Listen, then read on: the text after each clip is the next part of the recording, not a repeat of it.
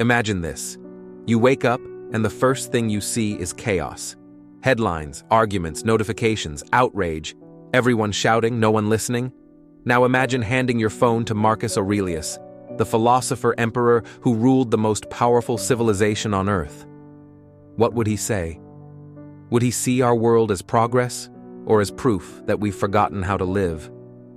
2,000 years ago, he ruled through war, plague, betrayal, and political collapse. Yet somehow, he found calm. He found order in the storm. His secret wasn't luck. It was a blueprint, a philosophy built for chaos, called Stoicism. Today, we'll uncover that blueprint, and we'll ask, if Marcus Aurelius walked among us now, what would he tell us about surviving the modern world?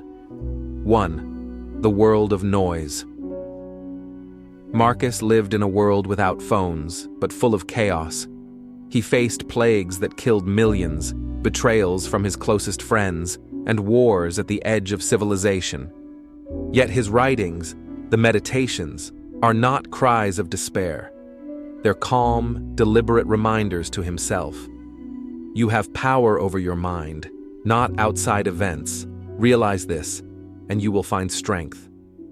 That one line could be the cure for our century. Because today, we drown in what we can't control. We scroll endlessly through things that enrage or frighten us: politics, disasters, gossip, comparison. We live in the external world more than our internal one. Marcus would call that madness. He'd remind us, every minute spent blaming the world is a minute stolen from self-mastery. The Stoic blueprint begins here. Control the controllable, accept the rest. It's simple, but revolutionary. Because the modern mind is addicted to control, and the Stoic mind is free because it lets go. 2. The war within.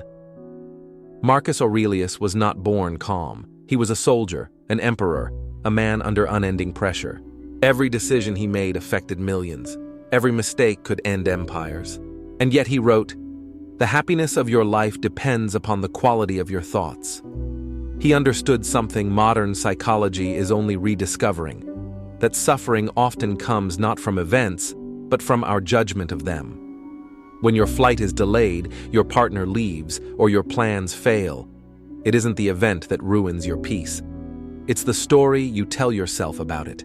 Marcus called this the discipline of perception, learning to see the world as it is, not as fear paints it. Today, we call it cognitive reframing, mindfulness, or therapy. But he called it wisdom. The Stoic doesn't ignore pain. He interprets it. He asks, what does this teach me? What strength can I gain from this? Marcus faced the Antonine Plague, which killed perhaps 1 in 5 Romans. And yet, he never blamed the gods. He wrote only, "Accept whatever comes to you woven in the pattern of your destiny, for what could more aptly fit your needs."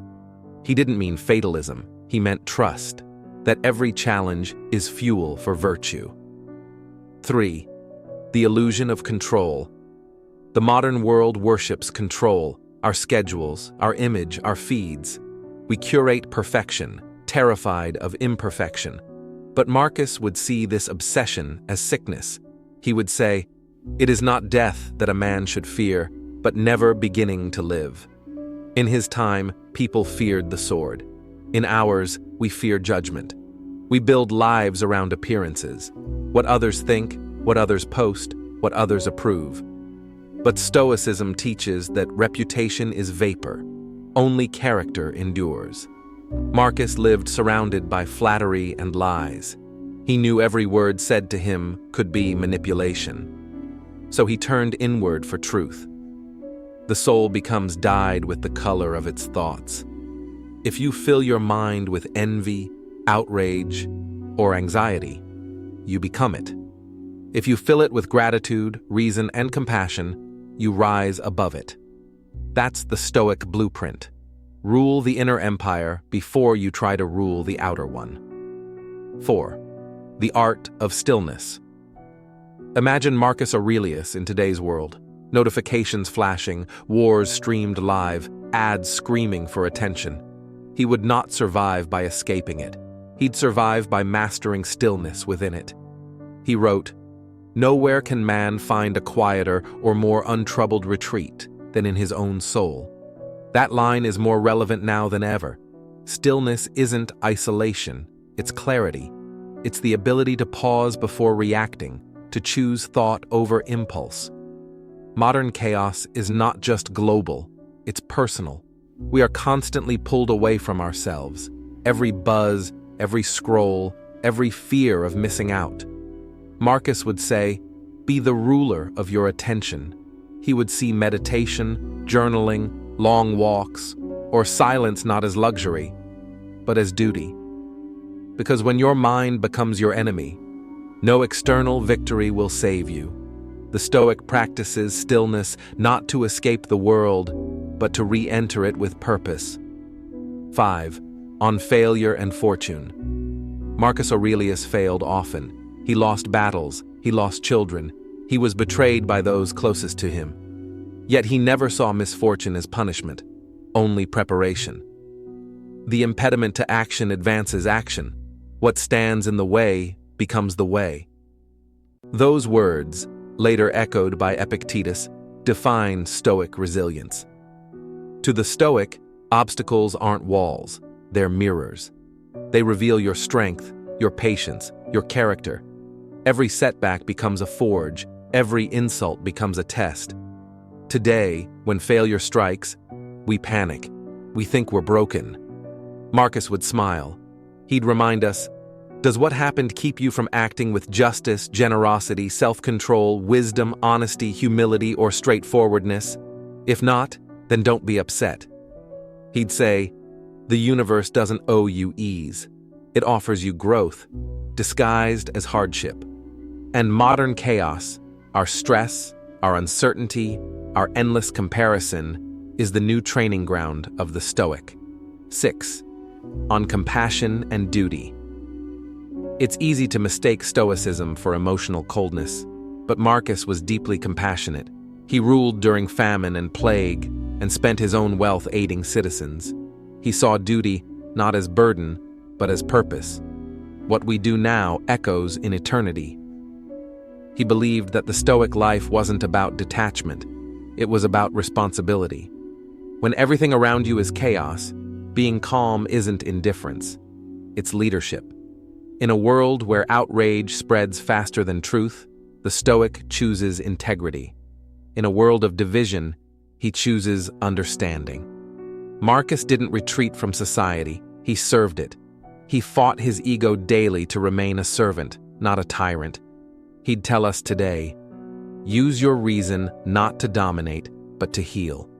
Use your power not for attention, but for service. Because virtue is not theory, it's action.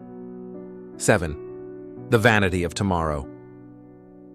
If Marcus could see us now, he'd recognize the same illusion that haunted his Rome, the obsession with tomorrow. We chase futures, careers, likes, legacies, and forget that all we ever own is the present moment. He wrote, "Do every act of your life as though it were your last."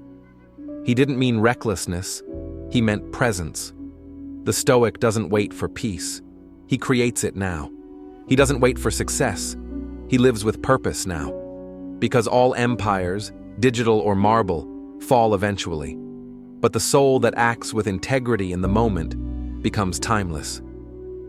Marcus would tell us, don't chase immortality in fame, find it in virtue.